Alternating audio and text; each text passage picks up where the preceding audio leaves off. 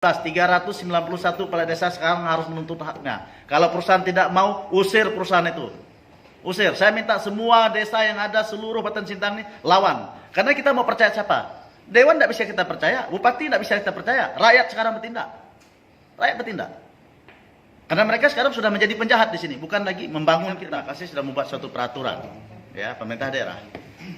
Tetapi perusahaan sampai detik ini tidak ada menindaklanjuti, ya, peraturan yang dibuat oleh pemerintah daerah tentang tanah kas desa, ya, tidak ada. Tapi saya lihat pemerintah Hongkong takut dia mencabut izin perusahaan yang melanggar ini. Ada apa? Berarti kan ada udang di balik batu. Pemerintah kok takut dengan perusahaan? Sebagai kepala otonom di sini, bupati kok takut dengan perusahaan? Ada apa? Yang dirugikan rakyatnya loh. Dia jadi bupati, jadi dewan itu karena rakyat yang milih. Kok takut dengan perusahaan? Kurang gaji kah? Maka saya minta kepada penegak hukum ini turun tangan. Kalau memang dewan salah, dewan proses. Bupati salah, bupati proses. Disinilah letaknya kejahatan yang dilakukan. Ya, ini statement saya sebagai wakil ketua DPRD. Berarti setuju Bang dengan gerakan 15 kades yang dikailir kemarin Bang? Sangat setuju. Semua desa bukan hanya 15, 391 kepala desa sekarang harus menuntut haknya. Kalau perusahaan tidak mau, usir perusahaan itu.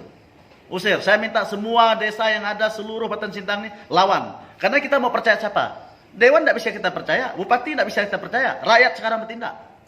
Rakyat bertindak. Karena mereka sekarang sudah menjadi penjahat di sini, bukan lagi membangun kita. Nah, lahan masyarakat yang sudah ada sepikat mereka petunkan. Mereka petunkan. Nah, ini satu kejahatan yang sangat memalukan sekali.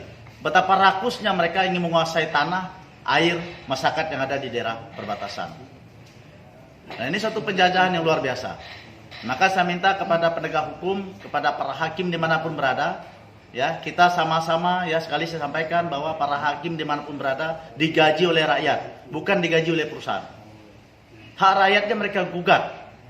Nah, sekarang mereka melakukan kejahatan dengan HGU yang mereka rampas dengan tanpa proses administrasi, dengan maladministrasi, diam penegak hukumnya, diam para hakimnya. Ingat bahwa hakim, penegak hukum digaji oleh rakyat, bukan oleh Permata Lestari Jaya, bukan oleh perusahaan ini. Dan untuk diketahui bahwa kami masyarakat adat yang ada di daerah perbatasan baru gabung ke Indonesia ini, baru bentuk Indonesia ini, baru 76 tahun. Kami ada itu belum ada Indonesia. Kami sudah ada sejak lama. Masyarakat adat Bugau, Kumpang, Mandau yang ada itu belum ada Indonesia, sudah ada struktur di sana. Sudah ada hak milik tanah di sana yang dimiliki secara adat. Nah, kami dengan rela menyatakan sebagai orang Indonesia, bernegara Indonesia, berhukum di Indonesia, bukan malah jadi pemerintah Indonesia menyusahkan rakyatnya, malah memihak penjajah ini.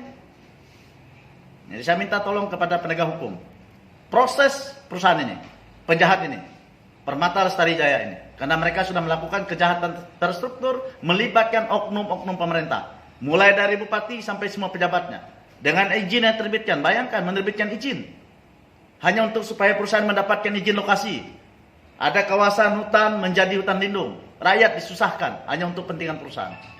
Jadi saya minta KPK turun tangan atas izin bupati ini. KPK harus turun tangan, Kapolda harus turun tangan, Kapolri harus turun tangan. Kalau memang anda ini sebagai abdi negara.